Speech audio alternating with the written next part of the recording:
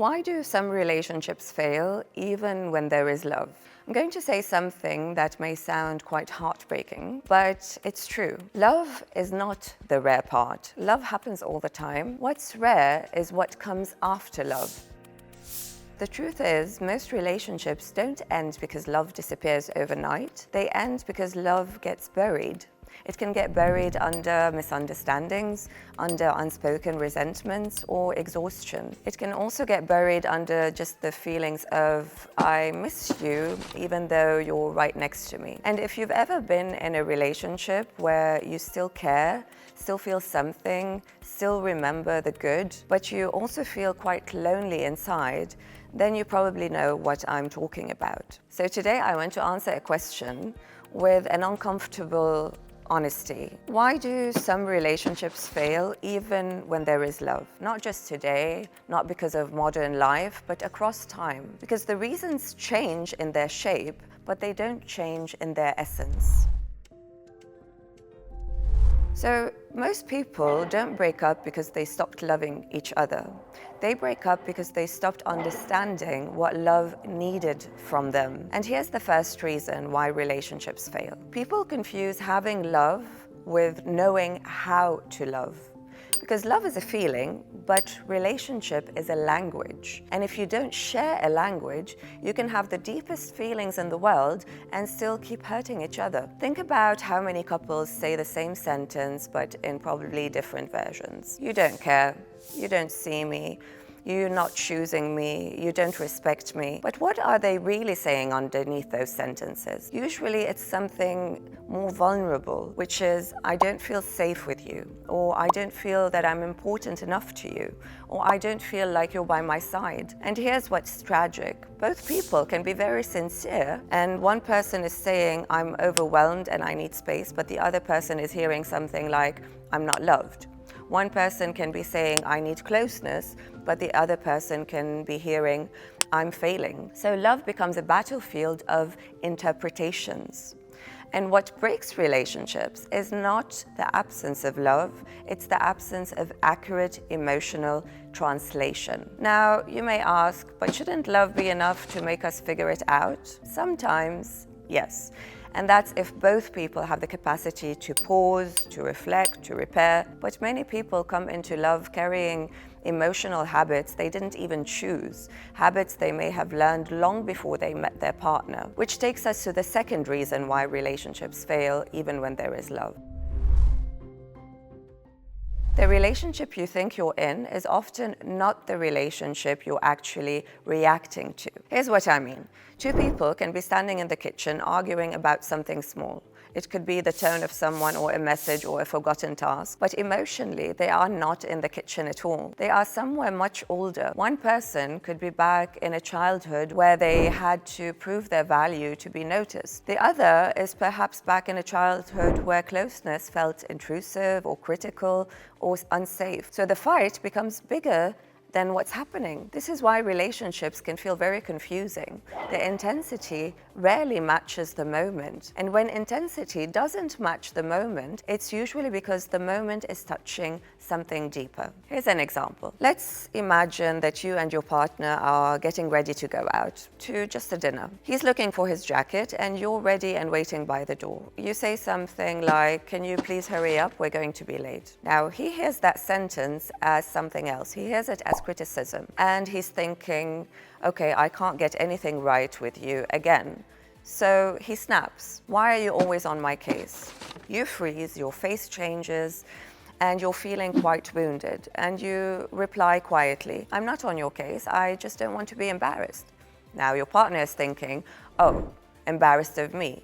And now you're thinking, here we go again, I'm alone in this. And suddenly this isn't about running late or the jacket. This is about what this situation represents. To your partner, it's constant judgment.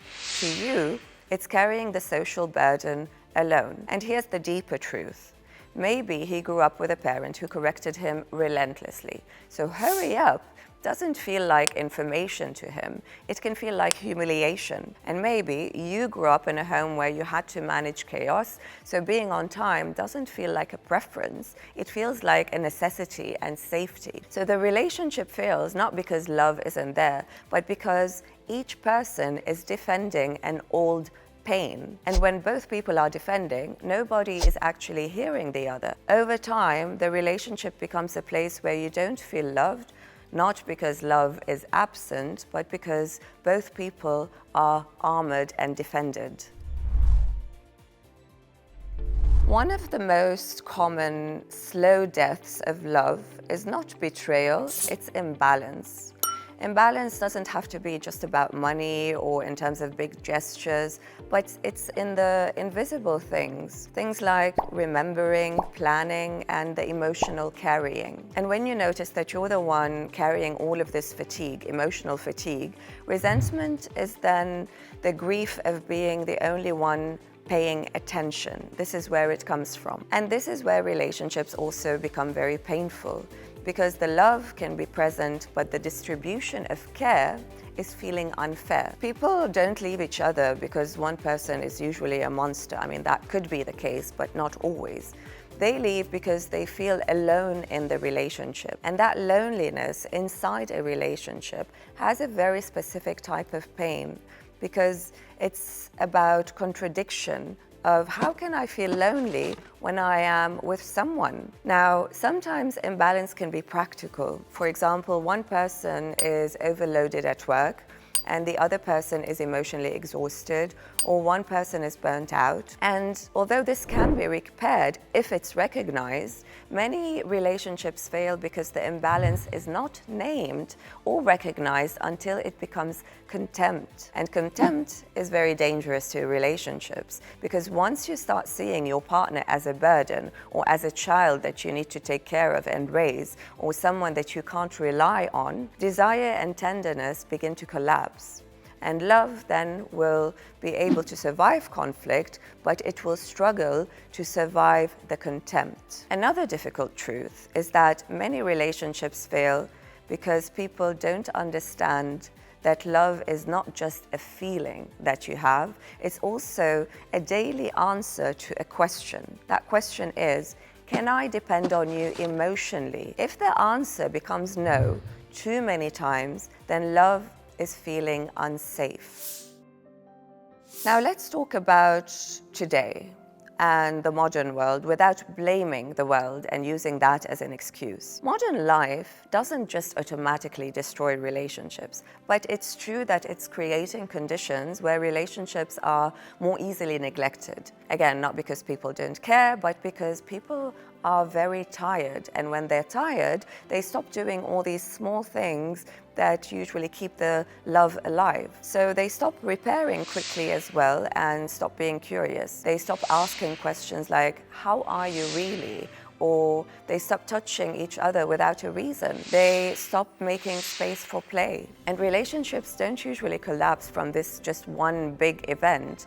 They collapse because of 1,000 little disconnections along the way. Now, add to that the modern problem of we have more stimulation than ever, and there is less presence than ever. We can be sitting next to each other, but our attention is elsewhere.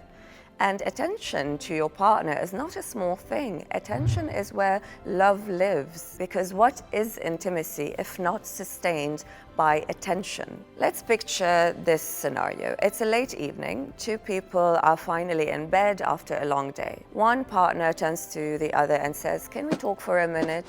Not something huge, not a therapy session. It's just a moment they want to share. Now the other partner is on their phone scrolling. They're half listening, eyes on the screen, and they're saying, And the partner who asked to talk starts to speak, slowly at first, but then eventually they stop because something feels stupid to them or silly, and they start to feel needy and rejected, even though they are not being explicitly rejected. And so they say, never mind. And the partner who's on the phone says, no, tell me. But the tone is distracted. So the first partner is saying, it's fine. And that it's fine becomes a habit. A month later, they talk less. A year later, they barely talk at all. And then one day people say we grew apart. But they didn't just grow apart. They were starved. They were starved of attention, of curiosity, of the sense that the other person's inner world still matters. Love doesn't always die. Sometimes it just goes unfed. Now notice something important. This is not a story about phones. It's a story about what's easier than intimacy. Intimacy requires something many adults are deprived of these days: time, nervous system calm, emotional availability. And if you're constantly running on survival mode, intimacy feels like another task. So people keep postponing closeness. And the more they postpone it, the more distance they are creating. The final reason I want to discuss is more specific to South Asian countries. In many South Asian households, a relationship is not only a relationship between two individuals, it's a relationship inside a wider family system. Research from India, for example, specifically points out to parental or family interference as being a very meaningful contributor to marital discord, especially when the couple is struggling to form boundaries as a unit. So sometimes the relationship doesn't fail because the couple don't love each other. It fails because the couple never became a protected emotional team. Also, research on marital dissolution in India suggests that while formal divorce rates are relatively low compared to many Western countries, separation is more common than divorce. And several risk factors repeatedly show up, such as poverty and financial strain, child marriage, infertility or childlessness, educational gaps between spouses, urban stress, and spousal violence. In addition, a Pakistan-specific perception-based statistic reported that the public commonly identifies financial neglect as 33% and domestic violence at 19% of being key reasons for women to seek khula. Whereas for Bangladesh, peer-reviewed work also repeatedly links marital breakdown to economic stress, poor communication, and intimate partner violence. Now, while some of these reasons are very valid for the dissolution of a relationship, others where love could still be present, such as financial strain and poverty, infertility and educational gaps between spouses, or urban stress, these can indicate how, even when there is love, relationships collapse when everyday life becomes unlivable. And this is when the couple's bond can't hold stress, and when power, pressure, or unresolved resentment starts replacing emotional connection. These statistics matter because they remind us that many relationships don't fall because love disappears. They fail because the relationship becomes a place where the nervous system cannot rest, where safety is unstable, and where communication turns into survival. So why do relationships fail even when there is love? Because love is not the whole relationship. Love is the spark, but the relationship is the firewood. It needs emotional translation, it needs repair, fairness and attention, presence, and a willingness to face old wounds without letting them drive the relationship. And here's the most important line that I'd like to leave you with in this episode. Many people don't lose love, they lose the relationship skills and emotional safety that allow love to stay. So if you're listening to this and thinking, this sounds like my relationship, I want you to hear something hopeful as well. The opposite of failing is not perfection. The opposite of failing is repair. It's the moment someone says, wait, I think I misunderstood you there. Or help me see it from your perspective. Or something like acknowledging, I got defensive, but I do not want to be your enemy. Or just saying, I miss you. Can we come back? Because most relationships don't need this grand transformation. They need a return to small truths, a return to presence, to curiosity, and a return to remembering that love is not proven by intensity, it is proven by consistency. And when consistency returns, love often finds its way back too. The question isn't, do we love each other? The question is, do we know how to protect what we love?